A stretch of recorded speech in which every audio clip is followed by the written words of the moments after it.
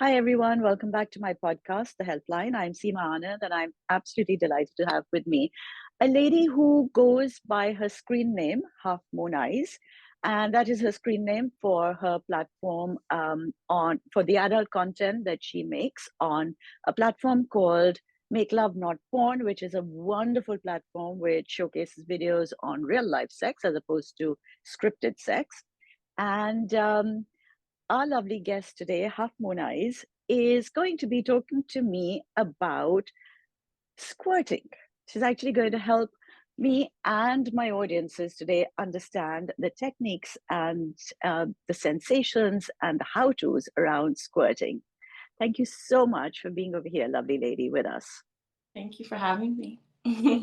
So before we actually start, because we have a lot of people writing in all the time wanting to know how they can squirt, there's a lot of myths around it. There's a lot of haziness around it. And I can also personally say that it takes a lot of effort to actually get to that point. And for me personally, it's very hit and miss. Like sometimes you get it, sometimes you don't.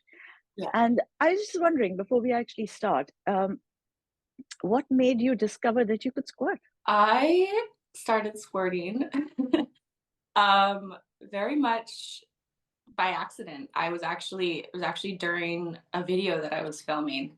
And I had been kind of playing around with my own masturbation a lot more, and just I think when you just like lean into something, amazing things can happen. So I was filming, and I just kind of started to feel a certain kind of sensation, and I just went with it. And I remember after I said to my partner at the time, I was like, something like wild just happened. And he was like, that's squirting. And I didn't even know what it was, because I don't truthfully watch a lot of porn. So I was just like, wow, like, okay, like, what is this? Like, did I just pee? But I was like, I don't think I just like peed all over the place. I think like that's something else. And so he was the one that was like, that's what squirting is. And so, yeah, it was a very like haphazard discovery. And then how did you manage to replicate it? Like, because like I said, I have managed a couple of times and then I can never quite get there quite as easily. But I think you are pretty much able to do it now on demand, aren't you? Like you can do it because you want to. Pretty much, yeah. I think, I mean, I think everyone's anatomy and everyone's pleasure centers are so different, but there's a certain spot on my vulva, or whatever you want to call it. There's a certain spot that if I give it some pressure and, touch it, then I know that that's kind of the spot that's going to unlock this thing. So I just kind of ride with it, and yeah. And just very quickly, another question, which has always come to mind. So in a lot of the adult content, you see squirting as this very big, explosive kind of scene.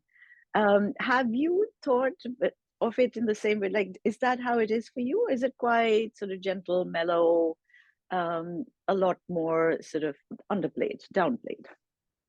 Yeah, it depends. It depends. I think it depends on a lot of things. I mean, whatever the whatever the circumstance, if I kind of like edge, so to speak, and Mm-hmm. like really let it build, it can be a lot of fluid.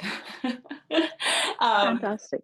and then there's days, like I swear, like, maybe days that I'm less hydrated, it'll be less, but I really never know how much it's going to How be. it's going to be. Okay, brilliant. So without further ado, can I actually request you to talk us through it? This is something that we have tried to work with through different people, and we've had academics talk about it, we've had psychiatrists talk about it, and I actually want to hear a pleasure practitioner talk about it today. So, will you kind of start us off almost like you're trying to teach your protege? Suppose you had a little mentee, you were the mentor, and you were saying, okay, I'm going to teach you how to squirt. Let's start with that. Okay. I love that I'm a pleasure. What did you say? Pleasure. You're the pleasure practitioner. Amazing. Okay. So I would say first, an important thing to note is that uh, you're going to feel like you are maybe about to pee when you start getting close. And that is nothing to worry about. You're not going to pee. It's going to be liquid that's made up of a lot of different body juices, but I feel like maybe some people stop right before takeoff because they feel like they're about to pee all over the place, and that's not the case. So I just a think that I'm glad you said that. I think a lot of people do stop themselves because they think that they're going to pee. yeah. Much like when people have anal play, they Mhm. think that they're going to poop. And Yeah. so they actually stop themselves just as that pressure builds up. So yeah, brilliant. Okay, so let's start with intention. Like, where do you have to be in your mind to say, I am going to squirt?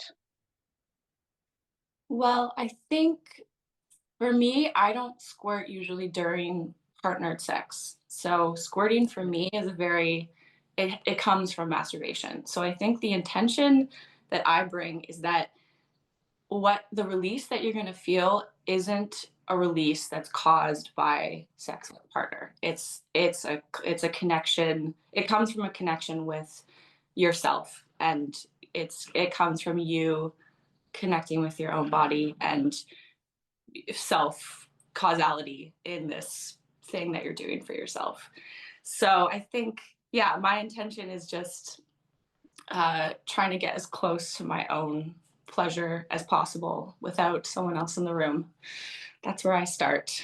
And I, Okay, that's amazing. Yeah. yeah, yeah. Tell me, I mean, is there a conscious reason behind that, or is just how it's played out? I think it's just how it's played out for me. Yeah, yeah. And we I get think, used to it, don't we? I mean, we kind of start following a certain line of thought and then it becomes habit. yeah, but I think for me at least, masturbation is just a way to reconnect with my own body. I think it's very vital for women to do it because I mean, I'm not a man, so I don't know, but I know a man is just needing to release pressure. But I think personally, and when I've talked to other women, masturbation is a way to just like check in with your own body and just like be like, okay, like how am I feeling? Like how does this feel? Like, so yeah. Oh, I love that what you just said. That I think, yes, masturbation for women, for most women, is so much more than just a physical release. It's so much about understanding the different sensations that Yeah. happen around the body. Yeah. Okay, so we're saying that you generally do this with solo pleasure as opposed to partnered pleasure. A lot of people do write in saying that they want to understand how to do it for their partner, or their partner is trying to help them to do it. But I think we'll come to those things in a minute. So once you've decided that, okay, you're going to masturbate, does squirting come into it each time, or is it something that you play around with? Not every time. I think, excuse me, often. But not every time. It depends on how much time I have. Yes, this takes a bit of time, doesn't it? Yeah, it takes time. If I have more time, then it's probably gonna happen. But if I need to like just get in and out, then it's probably not gonna happen. Sometimes it's a bit messy too. So sometimes I don't want to have to Clean change, up after. change Yeah. my. So yeah, Change sheets and so on. yeah. Okay, wonderful. So, okay, let's say now we're in that zone. We've got the intention, we've set the intention, we found the time, and we are going to start. Is there a certain set of positions that make squirting easier? For me, I would say get on your back and have your legs open and relaxed. Have your vulva fully open. I mean, I think it's different for everyone, but for me, it helps when I'm splayed out, so to speak. Okay. So ideally on your back and, as far open as possible. Yeah. Are there any other tools that we need to bring to the table? I mean, is there, I don't know, do you have candles, music, stuff like that, or that's not really necessary? I mean, you can. I'm like pretty obsessed with incense and Palo Santo and sage. And I think the more relaxed you are, the better. So anything like smells are quite powerful for relaxation. So any smell that you love that can like bring you into a relaxed mood is great. So. Do you bring fantasy to the table? Do you have a narrative that you build up at the same time, or is it purely physical? I think fantasies are a great tool. I usually bring fantasy more into sex with partners. Usually Okay. masturbation for me is just it's like all about me. So obviously like we all think about something when we masturbate. But I'm usually just trying to like check in with myself. And I think that's a really good thing to do is to just try and have some self-focus. Because especially as women, like what sex is that we're receiving. So it's nice to just be like, okay, me. This is about me. I quite like what you just said there, actually, because I think that you're right. We do tend to fantasize a lot uh, as women just to increase your arousal. And I think that what that does is, even though it's fantastic and I love the idea of fantasy, it does take you back into your head more. Yeah. And I think that for squirting, you need to be so much more in your body. So you have to be experiencing the sensations rather than the thoughts. Yeah. Yeah. Yeah. Okay. Brilliant. So we've now got to this point. Where do we start? Now, let's say we're in place. We've got all the incense. We've got everything where it should be. Where do we start? What do we do? So I think everyone has a point on their vulva that's like their G spot, right? So for me, it's right at the top, and I think that's true for a lot of women. It's right at the top. There's a certain point. It's not in. It's Hmm. outside, and it's at the very top. So for me, that's where I start, and I start just really slow massage, um, and I just kind of just slowly more and more get it going. Again, I love to edge, so I'll usually edge, and then yeah, I just keep massaging. And I think it's important to note that it's not gonna feel like it's a huge release, and I would say it's like quite orgasmic, but it's not gonna feel like a penetrative sex orgasm in the same way. It's going to feel a little bit different. So I would say just find that pleasure center for yourself wherever that is. I know it's different for women, but or different for different women, but yeah, find that place and then just keep massaging. You can also use a wand, like a vibrating wand. That's a Hmm. great tool. Yeah. Yeah, I remember somebody saying that traditionally in Rwanda, which is where they call it kunyaza over there. So that's the traditional name for squirting, and it's a traditional practice in a lot of places in Africa. They actually tap Okay. the, Yeah. so I was just wondering whether the massaging that you're doing, it's obviously to wake up certain nerve endings, right? Mhm. So, Yeah. and you said it gets harder and harder. You get harder and harder with it. So I'd love to know what are the sensations that we can expect to feel like if you talk us through from the start, where you start with feeling really relaxed, happy in your head, Mhm. and tell me about the progressive sensations.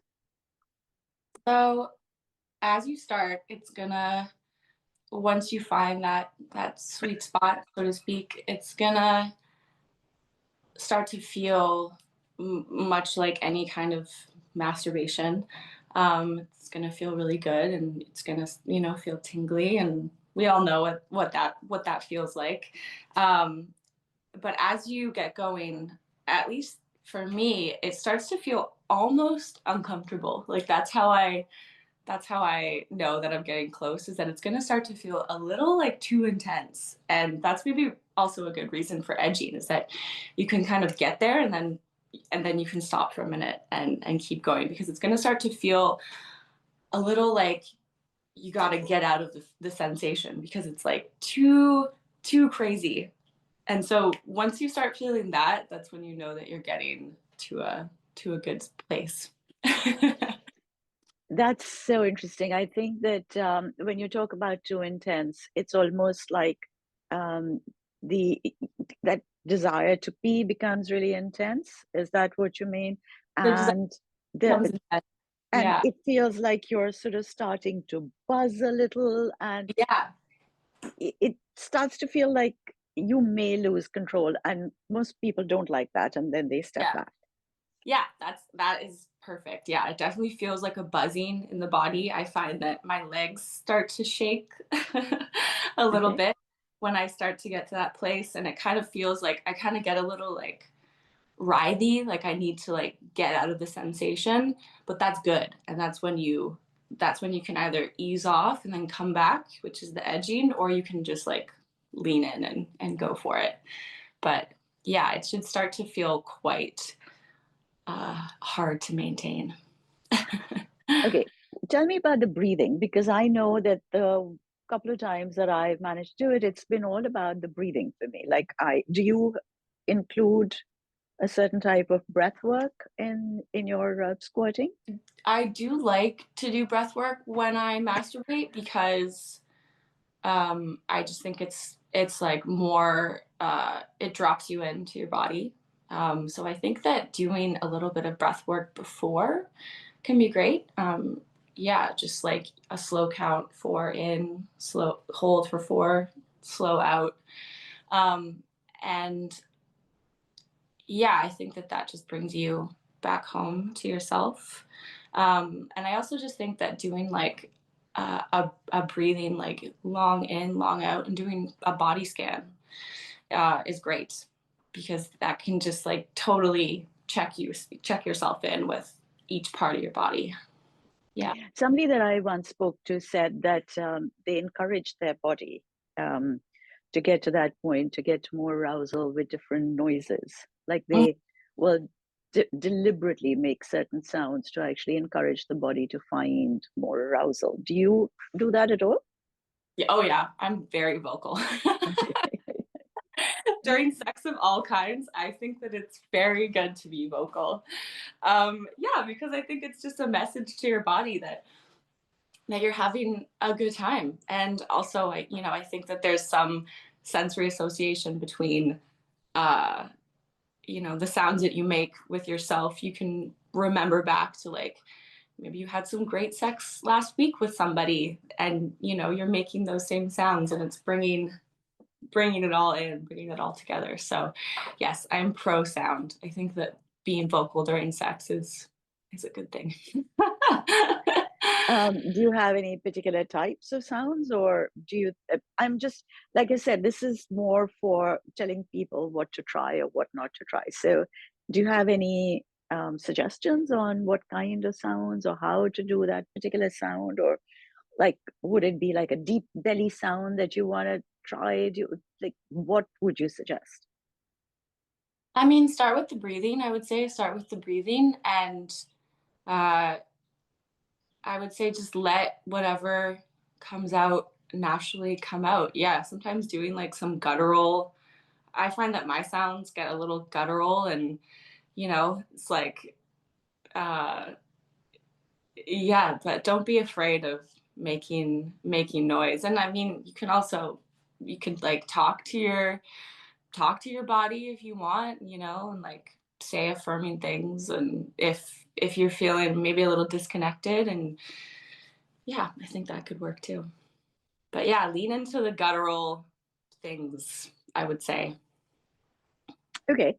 And you said that there's a point right at the top of your vulva, which is where your pleasure point is. Mhm. Are you saying that you don't actually go inside at all?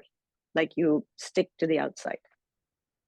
Very rarely. Yeah, I'm not really into fingers Okay. at all. So I typically I stick to the outside. That's where it works for me. But I mean, I think every woman is so different. So that's what works for me. And I think that's definitely something to try, because I know a lot of women, it's very similar. But I mean, if fingers work for you, then yeah, do fingers, you know? So the idea is that we have to get that sensation up to the point where the intensity goes up, where it becomes sort of beyond pleasure to the slightly uncomfortable point. That's what we're aiming Yeah, for. a little A agonizing. little agonizing. No, you're Yeah. absolutely right. You know, where it's like, it's just that feeling of being overstimulated. That's Hmm. where we need to get to, right? Exactly. Yeah. So most people do get a little bit nervous of that kind of sensation, and then they would stop or they would pull back. And I guess what we're trying to say is don't pull back. Don't That's pull where back. that's your threshold, and Yeah. that's what you need to get past. Yeah. Um, you said that the days that you're dehydrated, it's not that amazing. Tell me, for the actual squirting itself, what part does the bladder play? Like, if your bladder is full, like especially if you're edging, your bladder is full. For sure. Yeah.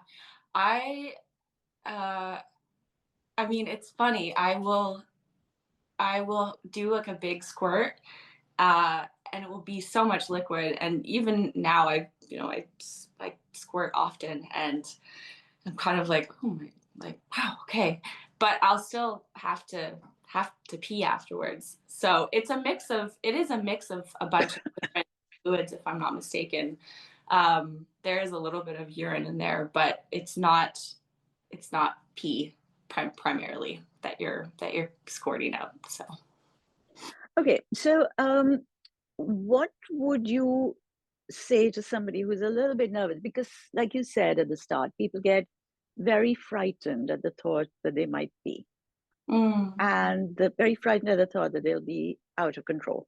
I think mm. control is something that we all find very difficult to let go of. Um, do you have any advice? I mean, from when you maybe first started, do you remember how it felt, and when you managed to let go? What was it that you used as a technique to be able to let go?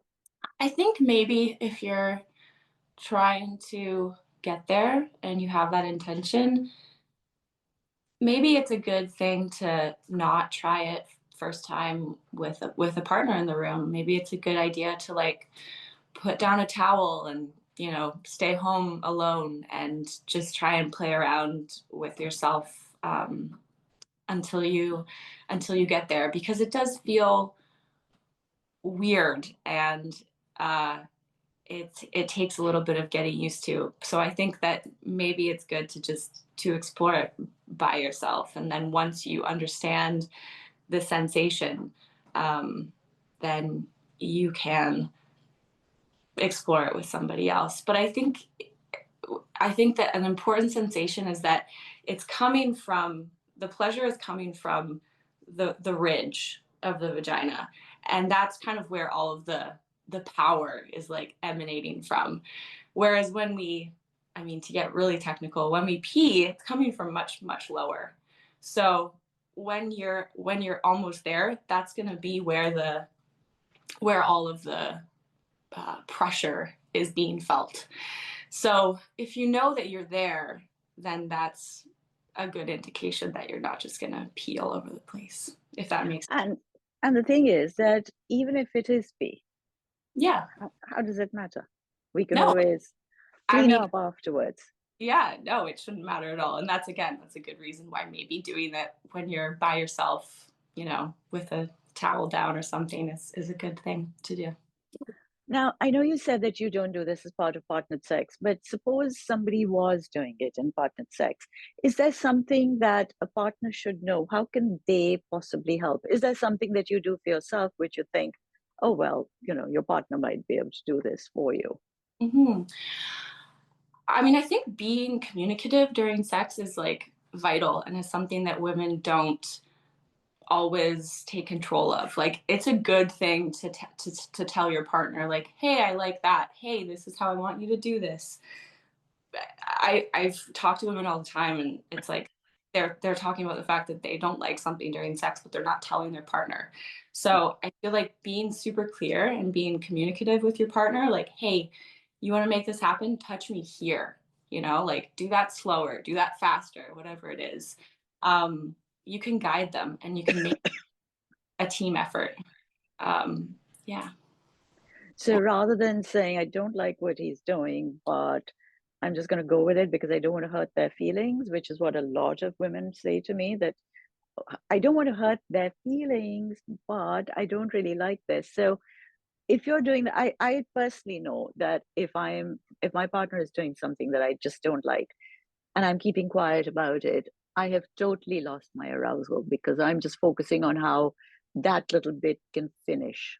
Yeah. Yeah. So pleasure is like out of the window. I mean, this is now just about survival. It's about Mhm. enduring it so that it can be finished. Yeah. Yeah. So I guess, yeah, if that's what you're doing, you're not getting very far. But actually, if something is really fun, tell your partner to do it again and again and repeat it. I Yeah. I mean, also, yeah, sorry, go on. no, I was just going to say, I think when your partner does do something that you really like, tell them, like, be affirming about that. And be like, that's the spot, like up there, that's the spot or whatever. But I think there's a way to say it that is affirming and not critical. Okay, so I wanted to ask you, you said that it's not necessarily the biggest orgasm when you squirt, Mm. but is it an orgasm? I think yes. I mean, I think uh, as as a woman, an orgasm is like well, hopefully most of your viewers who are women have experienced an orgasm because it's like the best. But it feels like crazy energy, like blowing up through your body, and it's incredible. And it's very like, at least for me, it's like this kind of feeling. And again, I'm not a man, so I don't know, but I would imagine that the kind of sensation that it is for a man to release when he has an orgasm, that's kind of what squirting feels like. It feels like a really intense, beautiful release. Whereas I think a normal female orgasm, it's kind of like the energy stays in the body. This is releasing. So it's a little bit different, but I think it's equally as powerful. And yeah, I think it is an orgasm. I think it's just like a traveled one. Yes, you're right, because normally when you orgasm, it's sort of like a pulsing. Hmm. And so, yeah, the energy stays in the body. But the fact that something is ejaculating out of you, I guess it's something is releasing out of you. Yeah. Are there any myths around squirting that you can clear up for us? Because there's a lot of people who have some very strange ideas of what squirting is or isn't, or will do to you or won't do to you. I mean, I think the biggest one is that you're not peeing. That's the biggest one that I see. You're not peeing everywhere, so don't panic. Um, I think that people get a little embarrassed sometimes about how much liquid comes out, and Mm-hmm. that is totally unnecessary. I think the more liquid, the better. Um, yeah, I don't know. Do you know any of the myths that are circulating that? Well, I generally get told by people that it will dehydrate you, that if you squirt, it'll actually give you UTIs, that your bladder would be impacted, which I know that none of that is actually true. But Mhm. I was just wondering if in your work you had come across any of these myths as well. No, I mean, it's definitely not going to give you a UTI. That's crazy. I mean, you potentially, I guess, could feel a little dehydrated, but I mean, I think that's easily remedied. But I don't think there's any negative consequences for the body in squirting. One last question. You said that this is very much for solo pleasure. How does this like? Do your partners never ask you to squirt for them? Because I'm told that a lot of men find it very exciting to watch. So Have you been asked by anybody to squirt for them? I haven't asked. I think I've done it one or two times with a partner in the room, but honestly, I just keep it. I like to keep it for myself. That's a personal choice. I do know that like there's a lot of men out there who love it, and if you want to do that with them, then like great. But personally, I just like to keep it for myself. I don't know. It was a thing that I discovered on my own, and it was a thing that I discovered on Make Love Not Porn, and a lot of my Make Love Not Porn is masturbation. So I think I just like to, yeah, I just keep it for me. And did you actually, like you said, you discovered it for yourself, but you were saying that you watched some of the videos on Make Love Not Porn of people doing it. So did you actually watch them and think, oh, I'm going to pick up that idea and then try it? Or was it sort of really, really just No, yourself? just it just happened. Yeah. And I hope that that's what happens to a lot of people. It's a very fun discovery.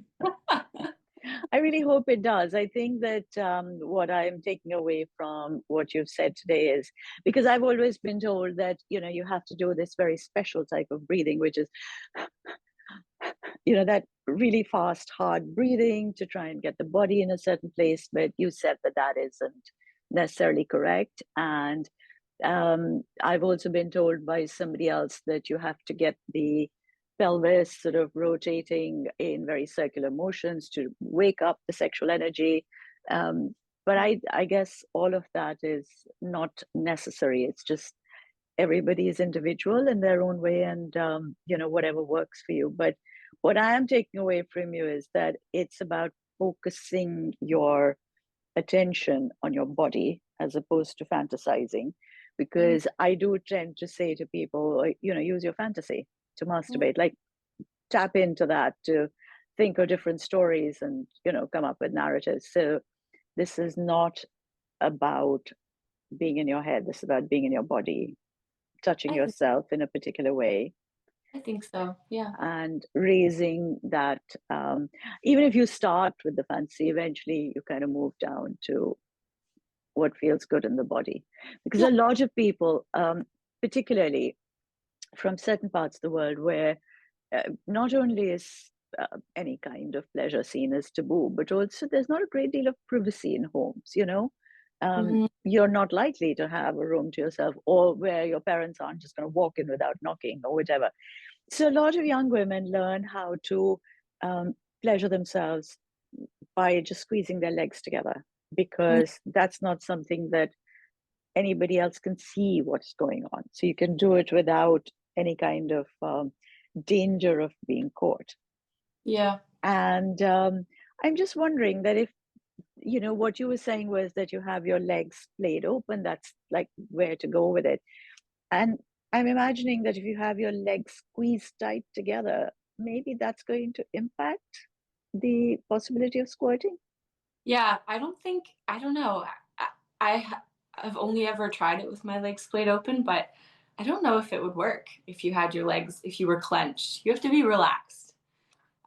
Because yeah, you're gonna be getting yourself to a very high vibration. So you want to be as relaxed as possible before. I'm not sure it would work if you were super clenched in your If you're legs. clenched. Yeah, because I guess that's the thing. I mean, you don't think about it, but actually that is about clenching, isn't it? So clenching means that you're not super relaxed. Mm, It's the opposite of relaxed. mm, And so maybe that wouldn't actually work. And so maybe people can actually, because a lot of women do also say that they get so used to squeezing their legs together in order to orgasm that they can't mm. then find pleasure in partnered sex because they can't have pleasure with their legs open. So maybe this is a really good place to start. I think so. Yeah. Yeah. Legs wide open, and perhaps exploring a different part of the outside of your body to Yeah. see if you can get the pleasure to raise, and Yeah. then just do it very, very slowly. What would you say to people who are like, I've tried it like 6 times and it hasn't happened? I mean, Uh, I would say just keep trying. It's not the be all end all. It's a great consequence of masturbation, but masturbation should be something that you do that makes you feel good, and something that you do to, bring yourself pleasure. And yeah, don't sweat it if you don't get there. I would say just, yeah, be as relaxed as possible, check in with yourself. Also, like, look at your pussy, like, look at yourself and, like, examine and get in there and, like, understand your own anatomy. I think that's really important too. And just, yeah, just relax, and it could happen, I hopefully it will.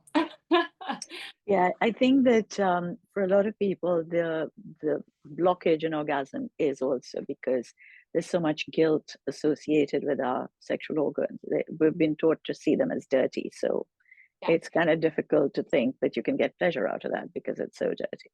Yeah, no, and that's not, I mean, I think it's really good to, like, know your own shape and love it, because I talk to lots of women who aren't happy with, their labial folds and whatever, but it's all good. All of it is beautiful, and it's like, I think it's good to have some self love around that, as much as we strive for acceptance with all parts of our body. So, I also think that even if you say to yourself, "Oh my God, it doesn't look like so and so's," you have to remember that this area is so full of lots of nerve endings. No matter mm, what it looks like, this is what is actually going to give you your pleasure. So instead of focusing on what it looks like, focus on the sensations that it's likely to give you, mhm. and Yeah, get past the look, yeah. the visuals of it. Well, I guess thank you so much for talking to me today about this. I know that I have like a million questions in my head about, how it's going to feel when I get to that point. But I also know that that's not something you can answer with words. It is something that you have to try and feel and experience and then understand, okay, this is the sensation I got to. Now, next time I'm going to go a little bit further. Mhm, Um, but I think possibly the most important thing is to make sure that you've got some alone time, because this is going to take time. This is not a quickie. mhm. So if you are nervous that you're in the middle of it and somebody's going to walk in and they're going to ruin the experience for you, make sure that you're doing it at a time when you have enough time to do it with, Yeah. um, because it needs that exploration time. And the other thing that I'm taking away from you is that the more uncomfortable it gets, because it does get very intense and overstimulated, Mhm. instead of thinking, "Oh, this is really uncomfortable, I can't take it," that's when you know that you're really close. Yeah, So absolutely. that's when you need to push through. So this is not about feeling comfortable and feeling like, okay, I'm chilled and my breathing. This is about feeling intense and Yeah. overstimulated and just Yeah. that touch, like, oh my God, I can't take this anymore, and then taking it. Yes. Yeah. 100%. Thank you so much. I would also like to say that in case any of the viewers, once they've watched it, if they'd like to get in touch with you, is there a space that they can reach out to you where they can connect with you? Yeah, so I have an Instagram, that is related to my content, and my name is Half Moon Eyes, but my handle is Half Moon's Eye. So yeah, maybe we can put it in post. But that's a great Yeah, place to reach out. Yeah. brilliant. I will put it into the caption below so that people actually have it in front of them. And in case they want to reach out for advice, well, this is the person to go to. Or If, watch my videos. It's good. sorry, Watch one of my videos. Good way to learn. absolutely. Yeah, watch some of the videos. And, I think you have to subscribe, right? For Make Love Not Porn. You have to make an account, but it's quite easy to make an account. It's basically just, yeah, you just sign up. Yeah, and then you just pay. You don't have to pay for, like, to have the account. You just pay for whatever video you want, and I think it's like $5. So Okay, sounds good. So everybody has that information now. And we are going to put the details in the caption so you know where to go to and where to sign up. And yeah, hopefully that will be useful as well. yeah, If you enjoyed the video, please do comment, like, subscribe. And as always, if you have any other questions, I am on info.seema.anand at gmail.com. All the details, like I said, will be in the caption below. In the meantime, till we meet again, take care of yourselves, stay safe, stay happy.